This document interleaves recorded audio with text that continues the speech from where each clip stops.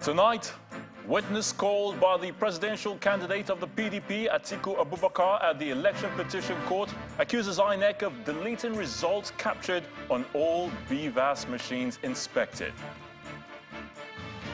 Chief of Air Staff, Air Vice Marshal Hassan Abubakar hints of renewed vigor in the fight against insurgency in the country as he assumes office at the Air Force headquarters in Abuja. Nigeria is ready for business. The president assures foreign investors at the ongoing summit for new global financing pact in Paris, says ongoing reforms, economic reforms that is, will be sustained. And members on board the Titan submarine that went missing on Sunday while on the dive to the wreck of the Titanic, presumed dead.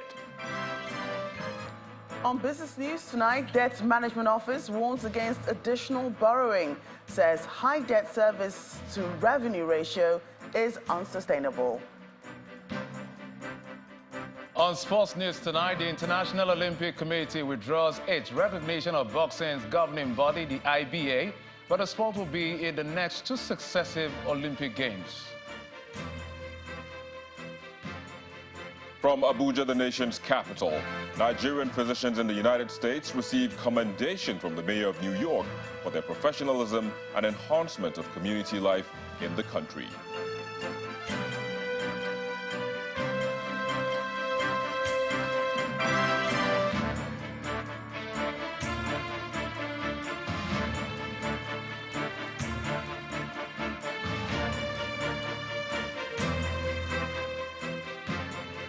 We begin with the presidential election petition court in Abuja, where a witness called by the People's Democratic Party presidential candidate Atiku Abubakar today accused the electoral umpire of deleting results on all the bimodal voter accreditation system he inspected. Mr. Hitler Wana tendered a forensic report arising from the conduct of the February 25th presidential election, but admitted that he did not inspect all the BVAS machines. The INEC lawyer, Abubakar Mahmood, stated that going by the 110 BVAS devices inspected by the witness, only 0.069% of the machines deployed nationwide were inspected. Our correspondent, Emanuela Ekele, reports. Lawyers for the People's Democratic Party, Labour Party, INEC and the All Progressive Congress and President Bola Tinubu are back at the Presidential Election Petition Court for the continuation of hearing in the petitions challenging the victory of President Bola Tinubu. The day's proceedings gets underway with the petition of the PDP, who calls a digital forensic analyst, Mr. Hilton Wala, the 26th witness of the party. Led in evidence by the lead counsel to the party, Mr. Chris Uche, the witness told the court that results from the 110 BVAS machines he inspected were deleted by INEC. When he was cross-examined by the counsel to INEC, Mr. Abubakar Mahmood, the witness said he attached a standard device used for such an exercise to the machine to arrive at the conclusion with the authority of the commission. However, Mr. Mahmood informs him that the 110 machines he inspected are just 3.4% of the 3,163 machines that were deployed in the FCT and 0.06% of BVAS machines deployed nationwide. The witness also rejected an attempt by INEC's counsel to make him assess a BVAS machine in court. Counsel to President Tinubu, Mr. Wale Olanikpekun, also confronted the witness by questioning a portion of his report, where he said that from his inspection of the machines, nothing was wrong with them. Mr. Olanikpekun asked him how he knew that there was nothing wrong with the machines, since he was not in Abuja on the day of the presidential election. After the witness was discharged, the petitioners went further to tender Forms EC8A series from 20 local government areas in Ogun State, 17 local government areas in Ondo State, 27 local government areas in Jigawa State, and 20 local government areas in Rivers State. As part of our strategy today, we called a very vital witness, a digital forensic expert.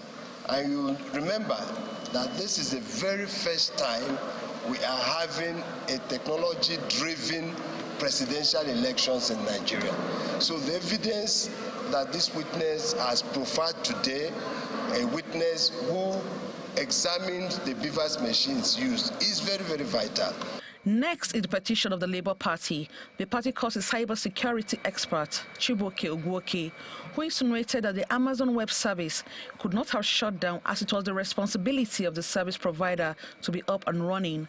The service is the host of the INEC results viewing portal where the election results were being uploaded.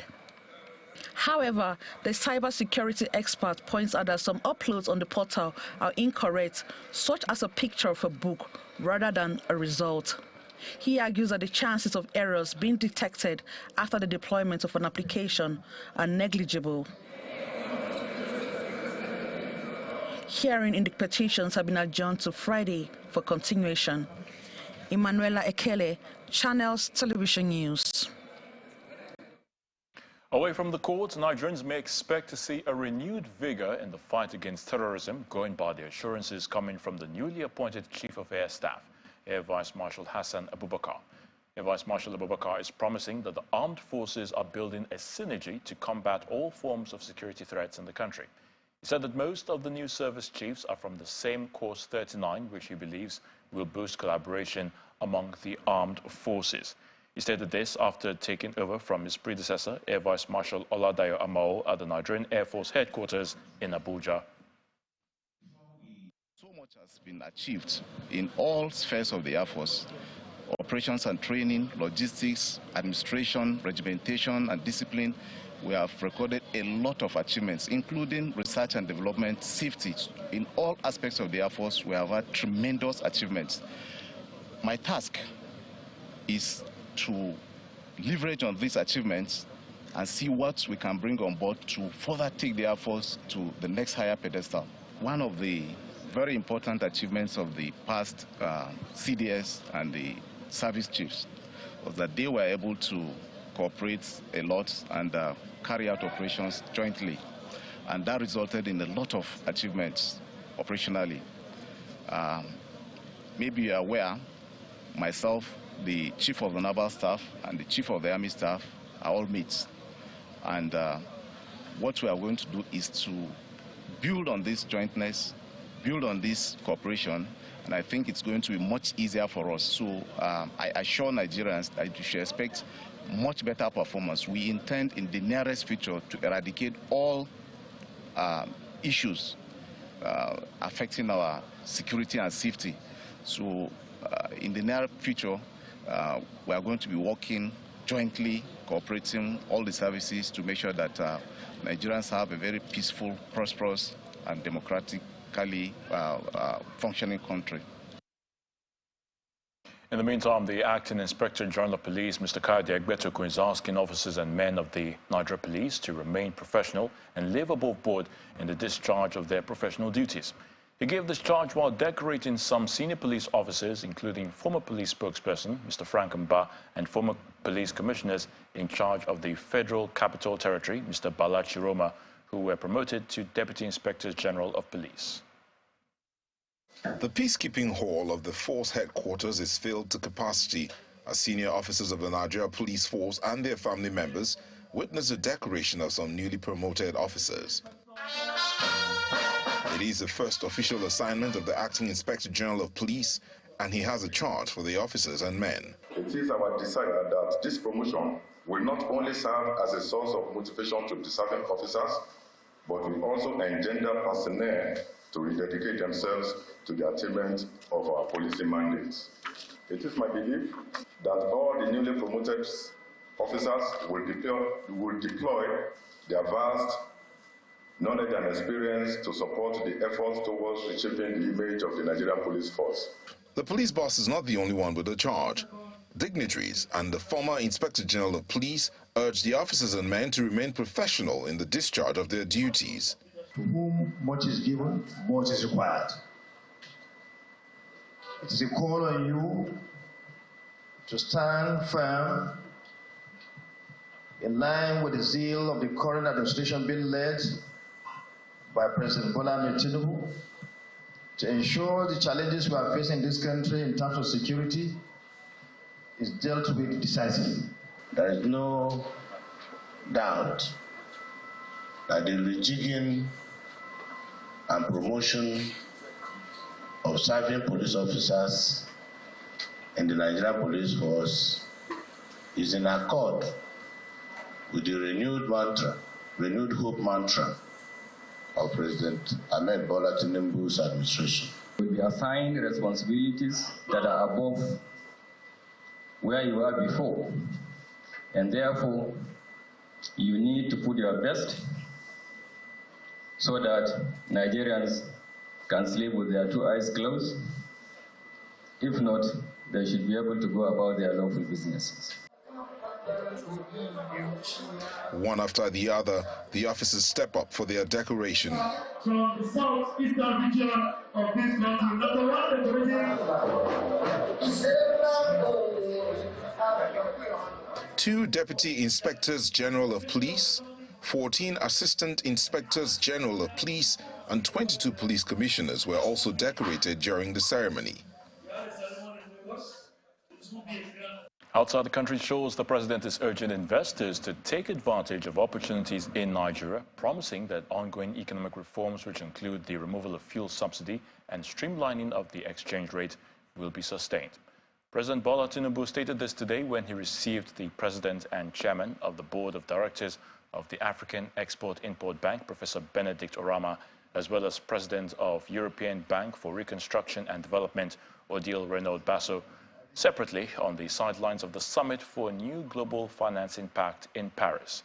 According to the president, Nigeria must stimulate recovery for the growth and prosperity of the people, and the country is ready for global business.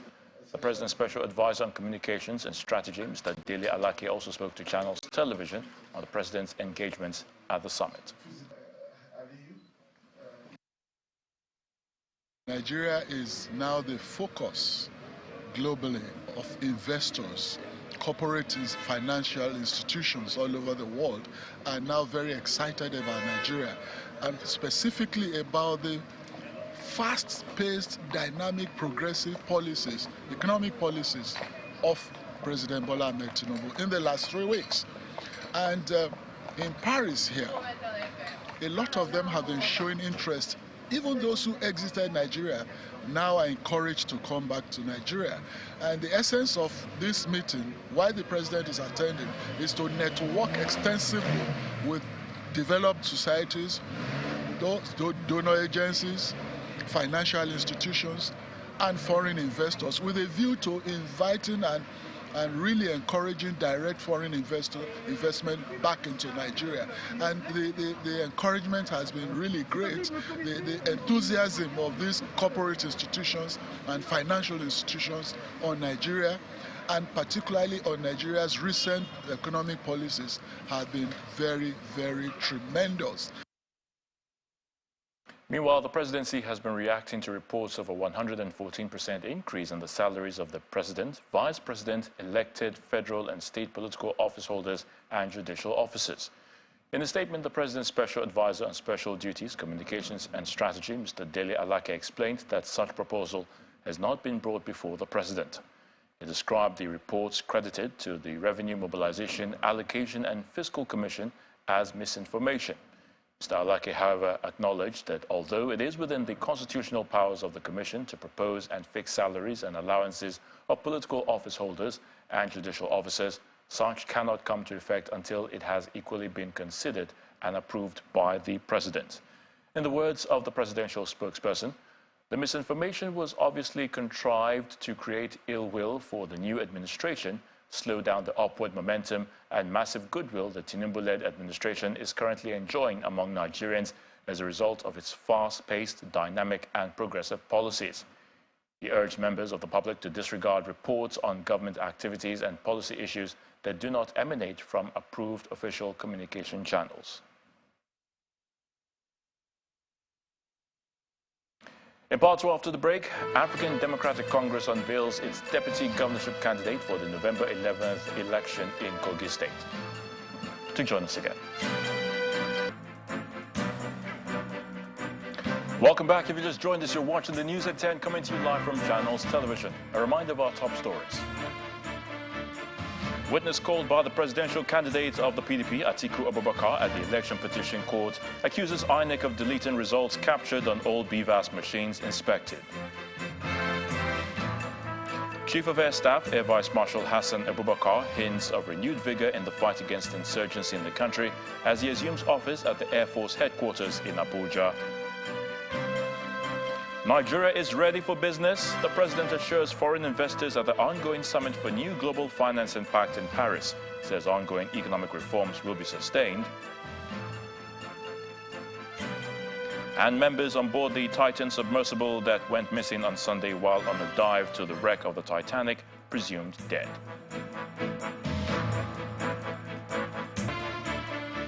Now to politics. The candidate of the African Democratic Congress, ADC, in the upcoming Kogi State governorship election, Mr. Leke Abejide, is promising to invest in education, agriculture, healthcare delivery, as well as wealth creation if given the mandate to serve the state. He was speaking during the unveiling of his running mate, Dr. Idris Omede, at the party secretariat in Lokoja, the state capital. He appeals to his supporters to work towards enthroning an ADC government in the state.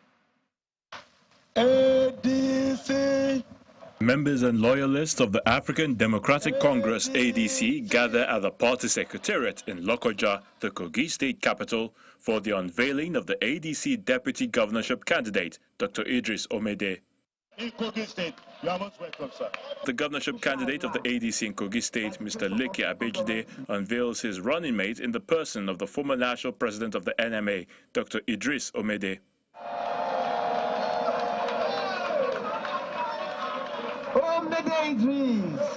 He accepts the honor and promises to run an all-inclusive administration with Mr. Abejide if elected come November 2023.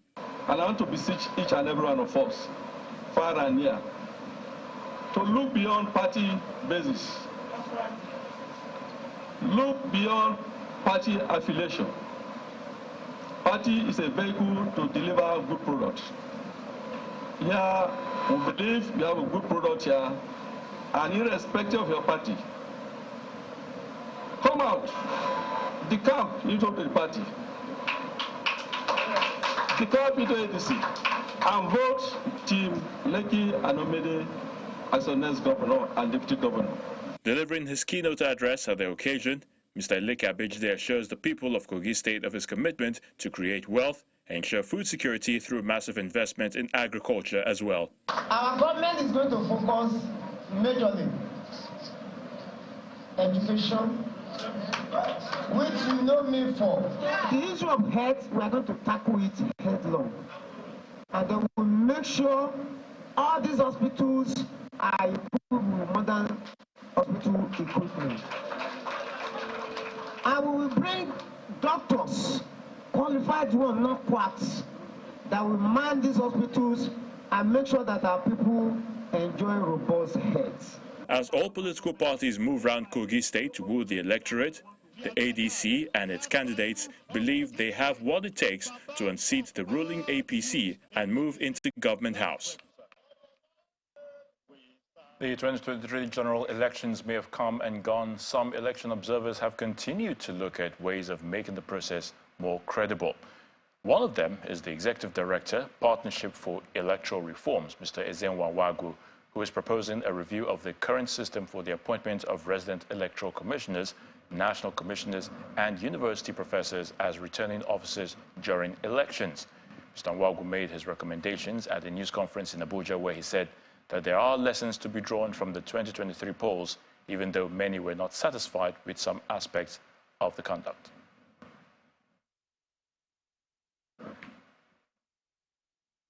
The Vice President says Nigeria is fighting the war on diseases, and conspiracy theorists determined to hijack interventions aimed at ensuring adequate healthcare delivery at local levels.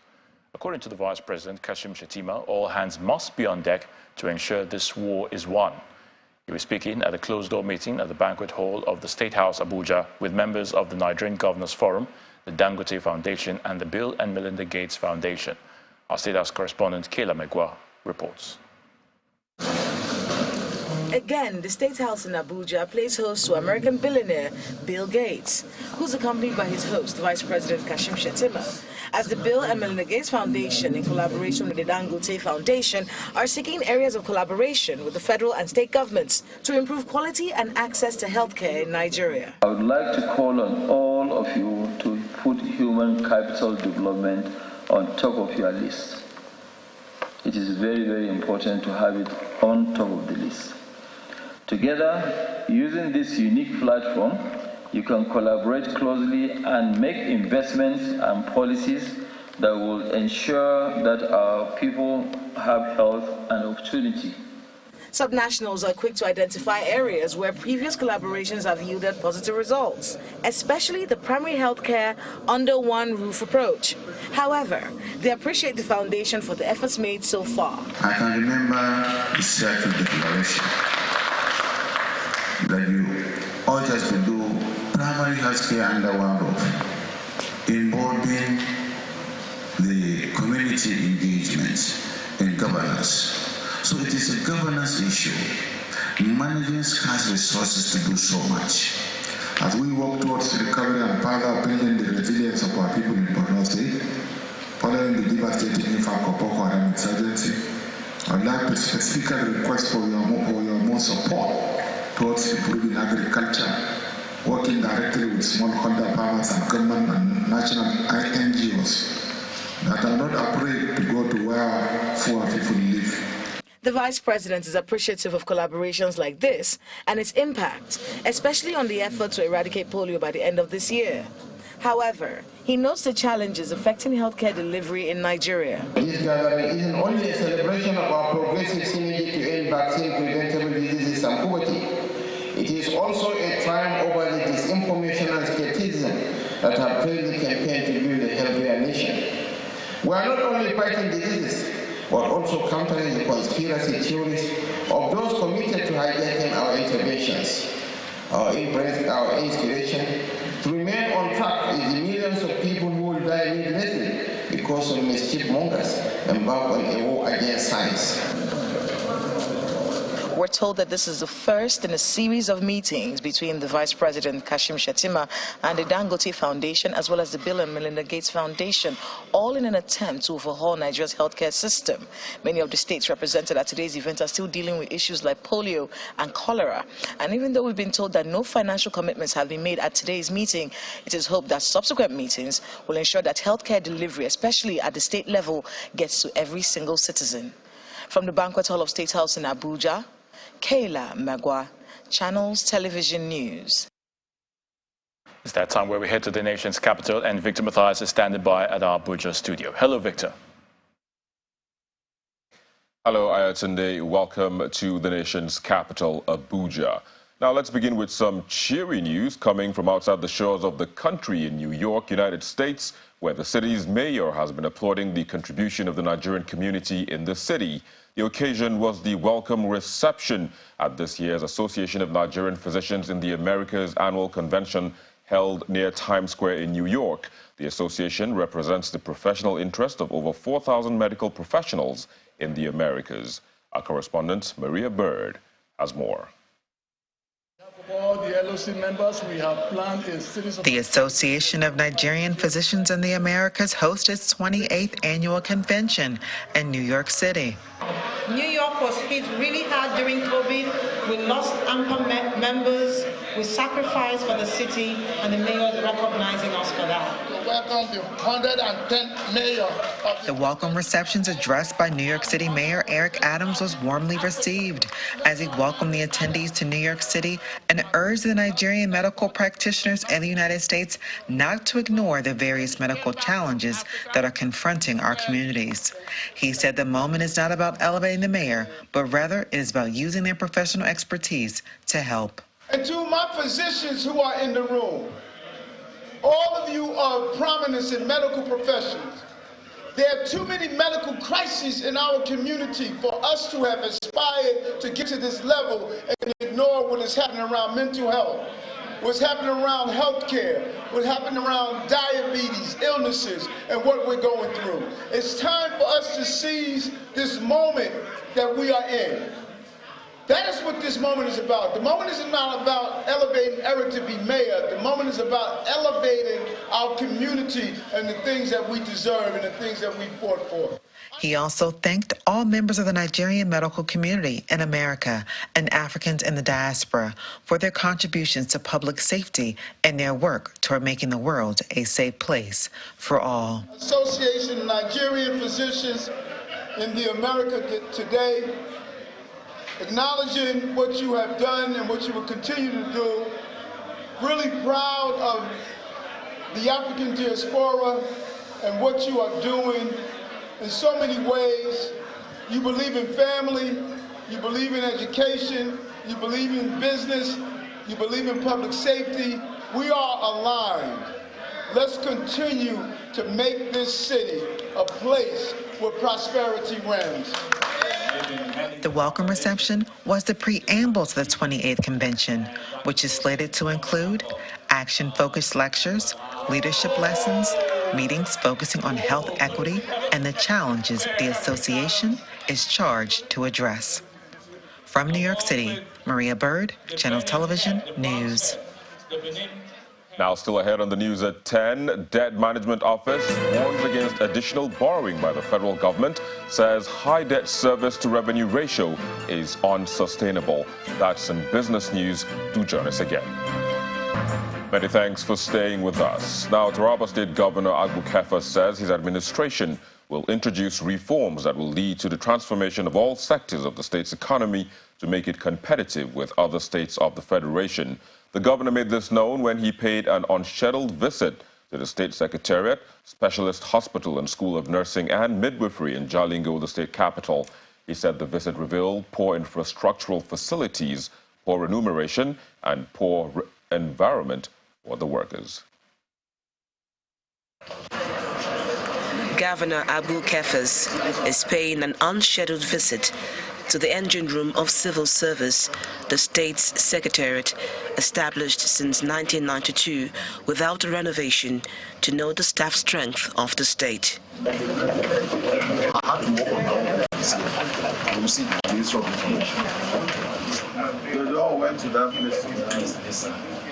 He is pleased that as early as 8 a.m., civil servants are already in their offices, but unhappy at the lack of direction.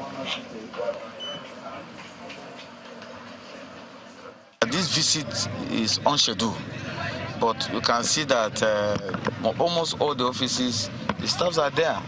They are willing to work, but they need a drive, a direction. So I'm doing everything possible. Their salaries will be paid, and all these incentives, things that are necessary to make them function. We'll make sure we'll do our part.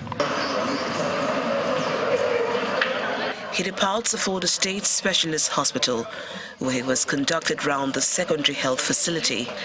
He is concerned and wants to know firsthand the state of facilities at the hospital, staff salaries and personnel. It appears it all comes to the fore at the Taraba State School of Nursing and Midwifery, where the governor couldn't hold back his dismay at the dilapidated and abandoned structures he has come to see. So it is our responsibility as a government to make things work. So there will be reform, and we're going to sit down. That's why you see the speaker is here with some of the members of the House of Assembly. We'll all sit down together. Taraba is our state. We'll rebuild things together. So that is what we are doing right now. The Taraba State government is looking to meet with traditional rulers and other stakeholders to work out avenues to make the state more secure and socio-economically stable. And as part of its corporate social responsibility efforts, MTN Foundation has commissioned physics, chemistry and biology laboratories at all-girls school in Lagos. That's the Queen's College. According to the chairman of the foundation, Mr. Julius Adelusi Adelui, the remodeling of the laboratories for the school is part of MTN Foundation's commitment to the development of the educational sector in Nigeria. The commissioning of the remodeled science laboratories at the renowned all-girls secondary school in Lagos, Queen's College. MTN Foundation management invited guests as well as the school management, and the students gather in the school hall for the ceremony.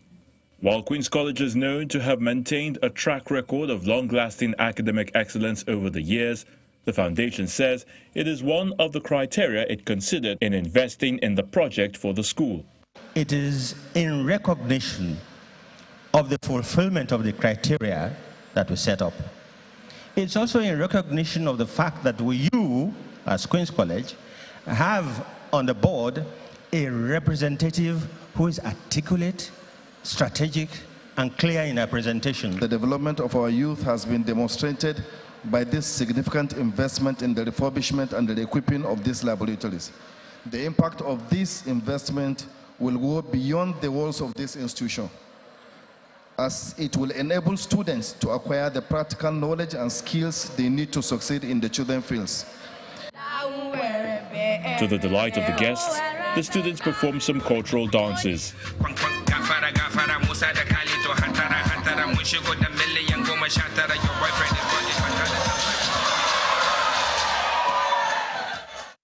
We stand proud and honored to commission the MTN Foundation's Science and Technology Laboratory project.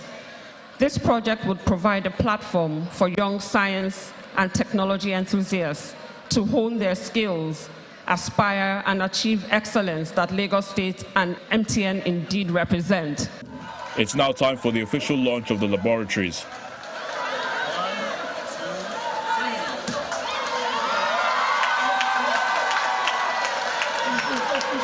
And the chairman of the foundation leads others as they tour the remodeled facilities. MTN is supporting education because I believe education is actually at the core of what should be our major priority as a country. The effects may not be immediate. In the next 10, 15, 20 years is when you see the effects. So some of what you see today has to do with what happened 20, 30 years back. In terms of what it does to education as a whole, it's fantastic. MTN Foundation says it is committed to partnering with public and credible private organizations to execute sustainable projects in health education and economic empowerment in Nigeria. That's it from Abuja, the nation's capital. It's back to Ayatunde in Lagos with the rest of the news at 10. Many thanks, Victor. Coronation Group Limited, that's a leading African financial services holding company, has announced that it has obtained a capital market holding company license from the Securities and Exchange Commission. With this pioneering step, Coronation has now transitioned to a licensed group structure, solidifying its position as an investment management powerhouse in the African region. The chairman of Coronation Group, Mr. Aigboje Imokwede, disclosed this during his investiture ceremony as honorary fellow of the Chartered Institute of Stockbrokers. This is a convergence of players from the capital market community for the investiture ceremony of Mr. Aigboje Imokwede as an honorary fellow of the Chartered Institute of Stockbrokers. Honorary fellow of the Institute. The honor represents a significant milestone with the launch of Coronation Group Limited. So I'm pleased to announce that I have planted another tree. This tree is called Coronation, an investment management conglomerate encompassing most aspects of financial services. We established the Coronation Group ecosystem with the objective simply of democratizing access to wealth, access to investments, access to insurance, and empowering individuals to achieve financial security and be able to create financial legacies. The power of compounding in the hands of the poor man can take that poor man from poor to, at worst, middle. Then came an array of goodwill messages. Ike is a global player, so I'm really happy that he's been recognized today. We have accorded this award, and I believe that this will encourage him to do more. When you are ready to do strategy or to go to war, you cannot have a better person than Ike to be in your corner. And then a closing bell ceremony is hosted in honor of Mr. Aigboje.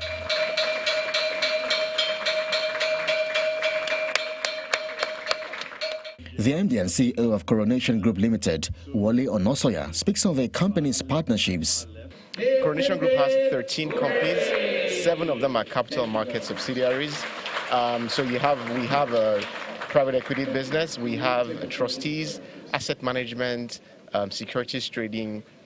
We have a digital venture building business. We also have a technology business. So then we have affiliates. We have a merchant bank. We have 3 insurance companies, 1 in Ghana and 2 in Nigeria.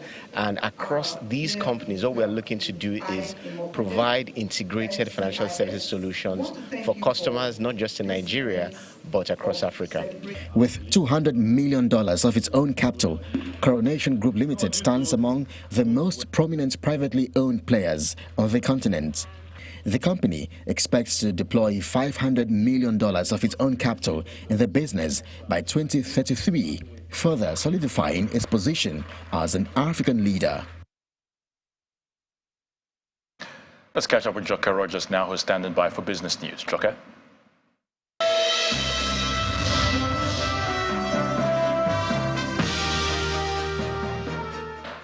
Thanks, Ayo. Welcome to Business News. Nigeria's Debt Management Office has warned the federal government against additional borrowing as the country's high debt service to revenue ratio is unsustainable. According to a statement released by the Debt Office, 73.5% of this year's revenue will be used to service debt. According to the Debt Office, Nigeria's total public debt to GDP ratio is projected to increase to 37.1% in 2023, mainly due to new borrowings, federal government ways and means at the CBN, and estimated promissory notes issuance. Meanwhile, the Debt Office recommends a focus on increasing revenue generation to achieve a sustainable debt service to revenue ratio and projected revenue from 10.49 trillion naira to about 15.5 trillion naira. Meanwhile, the federal, states and local governments have received 786.1 billion naira as revenue allocation for May from the Federation Account Allocation Committee. According to a document released by the Office of the Accountant General of the Federation, the federal government received 261 billion naira from the total disbursement. State governments got 132.73 billion naira, while local government councils received 102.33 billion. Meanwhile, oil-producing states got 22.85 billion naira as 13% mineral revenue. The Nigeria Labour Congress is demanding that the federal government immediately halts the proposed 40% increase in electricity tariffs set to commence on July 1, 2023. In a statement signed by its president, Joe Ajero, the NLC condemned the planned increase, which it says will be further detrimental to the livelihoods of Nigerians who are already struggling with the challenge of the removal of subsidy on fuel, rising inflation, as well as the impacts of higher exchange rate on the naira. Labour wants the government to justify the proposed tariff increase with affordability and quality of service. And the local stock market recorded its first decline this week as 61.36 billion naira was knocked off from the total value of equities listed by profit-taking investors. John Mekwa has more.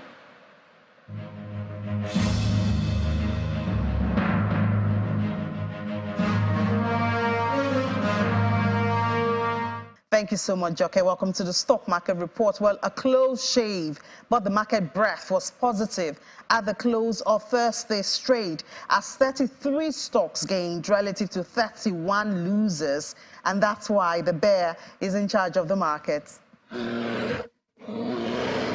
But the all-share index is there, right there, almost 0.2% in the red. That's in spite of that positive market breadth at 59,211.26, but the market cap is still at 32 trillion naira. The activity chart shows that volume went down today about 28%. There you have it. Good enough value has recovered at least a bit, 6.61 billion, even though volume is in red, as well as deals still hanging around 7,000.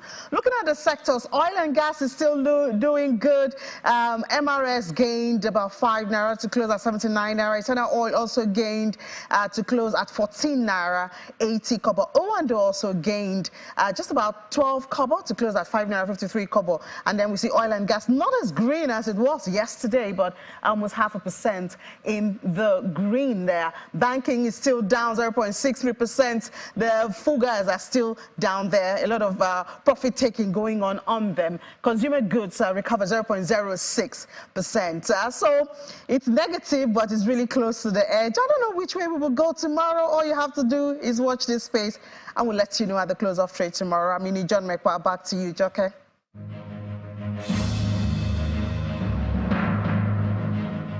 That's business news. Ayo, back to you.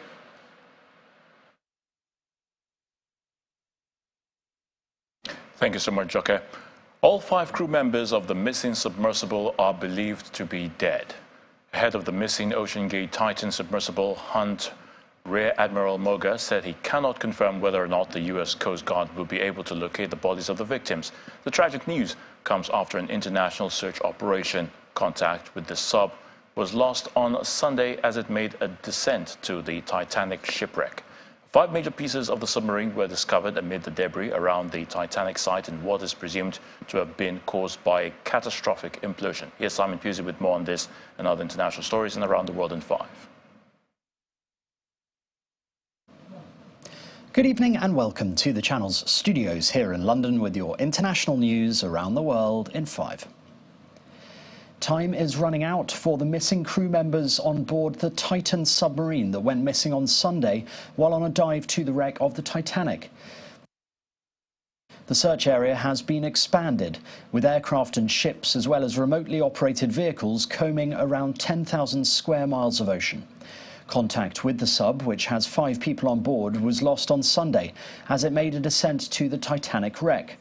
The search operation is made up of US and Canadian agencies, navies and commercial deep-sea firms, which all have different capabilities. But based on estimates of the Titan submersible's initial supply, the missing crew may only have a few hours of oxygen left. Meanwhile, it's emerged that experts raised safety concerns about the Titan submarine back in 2018. 4,000 meters deep, there are only 10 vehicles in the whole world that can go 4,000 meters or deeper, and all of them are certified except the Titan. So it is an outlier. Experts in the industry at the conference voiced concern, what are we going to do? This is very risky. We understand the strategy, but it is very risky for everybody. Russian officials say Ukraine has attacked a bridge linking southern Ukraine to the Crimean Peninsula with long-range British-made missiles.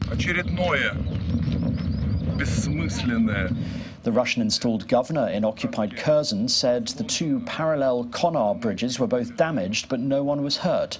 The bridge is the shortest route from Crimea to the front line in the south. It is also an important link to the occupied city of Melitopol, which lies on the coastal route from the Russian border across southern Ukraine to Crimea. The executive director of the Darfur Network for Human Rights says an increasing number of Sudanese civilians fleeing El Guinea, a city in Darfur hit by repeated militia attacks, have been killed or shot as they tried to escape by foot to Chad. The violence in El Guinea over the past 2 months has been driven by militias from Arabic nomadic tribes, along with members of the Rapid Support Forces. Medical charity MSF said some 15,000 people had fled West Darfur over the previous 4 days, and it said many arrivals reported seeing people shot and killed as they tried to escape. The war that erupted in April has uprooted more than 2.5 million people, that's according to UN estimates, mainly from the capital and from Darfur.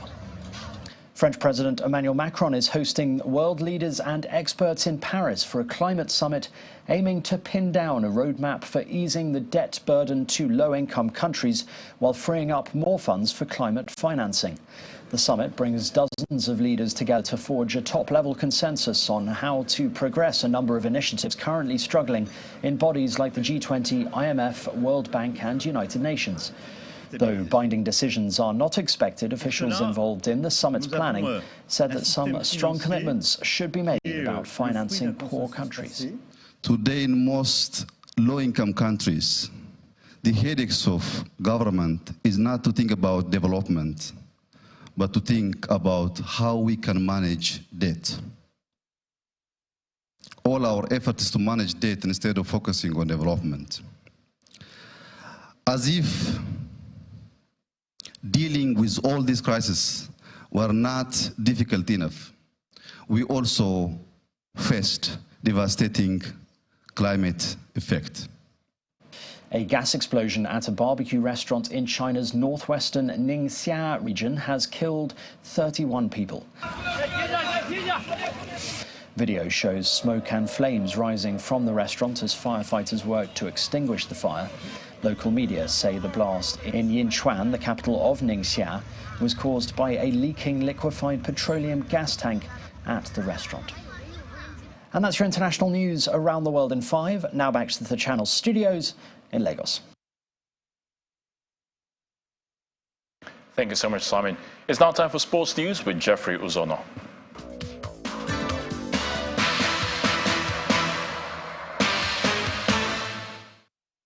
Thanks, Ayotunde, and it's time for sports. Strict guidelines to regulate the establishment of football academies in the country are to be introduced by the Nigeria Football Federation.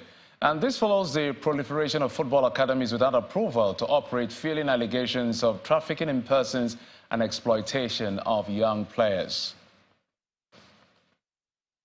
And that's it on sports, Ayotunde. It's back to you.